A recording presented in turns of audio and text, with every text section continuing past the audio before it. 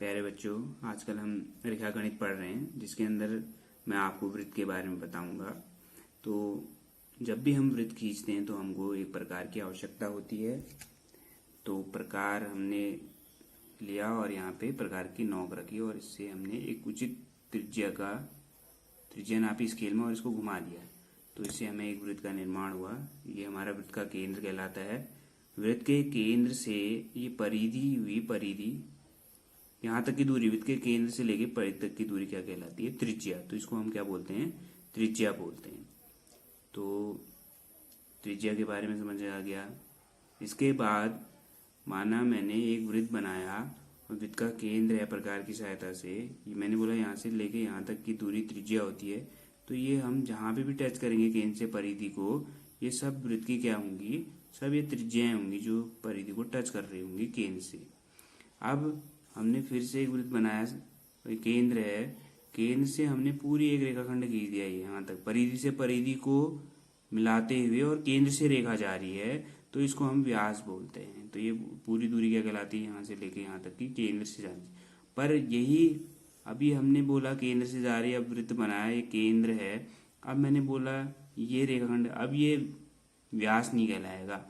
व्यास होने के लिए हमारे पास वो रेखाखंड केंद्र से होके जाना चाहिए। अब इसका नाम जीवा हो गया। तो इसको क्या बोलते हैं? जीवा। तो ये हमने ध्यान रखना है, जीवा किसे कहते हैं, व्यास क्या होता है, त्रिज्या क्या होती है।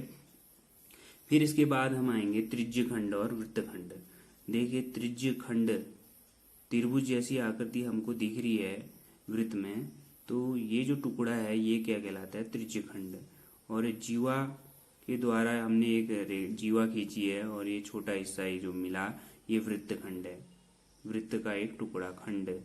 तो इसको अब बड़ी क्लास में जब आप पढ़ेंगे तो वृत्तखंड, ये लघु वृत्तखंड है, लघु मतलब छोटा वृत्तखंड, इसी के विपरीत ये होगा। अब मैं आपको इसको अलग से समझाता हूँ रफली। तो हमने क्या कहा, एक वृत्त बनाया, ये केंद्र है और केंद्र से हमने ऐसे दो त्रिज्याएं खींच दी, तो इससे किसका निर्माण होगा? त्रिज्यखंड का।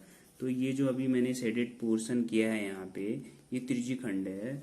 तो ये लघु त्रिज्यखंड हुआ, इसके विपरीत ये जो बचा ये दीर्घ त्रिज्यखंड है।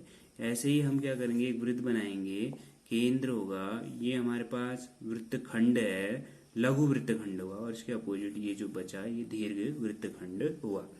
ऐसे ही त्रिभुज की परिभाषा, त्रिभुज जो होता है तीन सरल रेखाखंडों, तीन रेखाखंड मैंने खींचे, आपको दिख रहा होगा, पर इनसे जो घिरी बंद आकृति मिली जिसका नाम मैंने ABC रखा है, इसको हम त्रिभुज कहते हैं। त्रिभुज की परिभाषा क्या हुई? तीन सरल रेखाखंडों से घिरी बंद आकृति।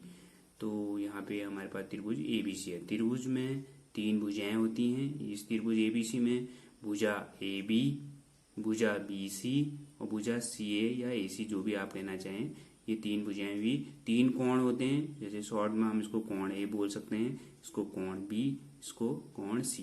और तीन शीर्ष होते हैं, जैसे शीर्ष मतलब बिंदु, बिंदु A एक शीर्ष है, बिंदु B, बिंदु C, ये तीन शीर्ष। तो त्रिभुज में तीन भुजाएं होती हैं, तीन कोण होते हैं और तीन शीर्ष होते हैं, और त्रिभुज के तीन कोण का योग 180 अंश होता है। इतना हमको याद होना चाहिए। फिर हम आते हैं, जब भी हम वृत्त के बारे में पढ़ते हैं तो वृत्त की जो आउटर बाउंड्री है इसको हम परिधि बोलते हैं। परिधि में हम केंद्र से, मैंने अभी बताया था, इसको व्यास बोलते हैं।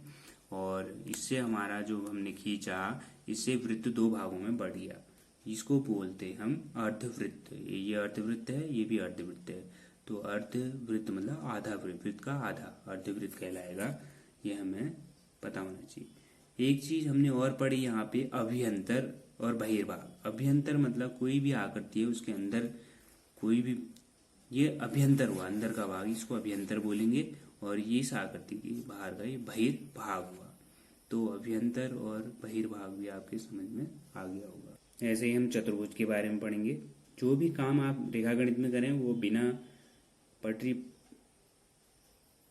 मतलब पटरी, पेंसिल, प्रकार, इसका उपयोग करें। हाथों के द्वारा कोई भी आकृति का निर्माण ना करें, ये ध्यान रखना है।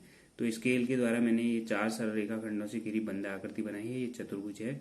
चतुर्भुज में चार भुजाएं होती हैं, जैसा कि आपको दिख रहा है। माना इसका नाम मैं रख दूं यहाँ पे PQR और इस बिंदु का नाम S रख दूं, तो ये चतुर्भुज हमें मिल गया PQRS। तो चतुर्भुज की चार भुजाएं होती हैं, 4 कोण होते हैं, 4 शीर्ष होते हैं और यहाँ पे विपरीत बिंदुओं को मिलाने से हमारे पास एक विकर्ण का निर्माण होता है। तो यहाँ पे कितने विकर्ण हुए? 2। तो हमें पता होना चाहिए कि चतुर्भुज में 2 विकर्ण होते हैं, 4 भुजाएं होती हैं और 4 कोण होते हैं, 4 शीर्ष होते हैं और 2 विकर्ण होते हैं। चतुर्भुज में 4 कोण होते हैं तो उन चारों कोणों का योग कितना होता है? 360 डिग्री। त्रिभुज में 3 कोण होते हैं, उनका योग 180 अंश होता है।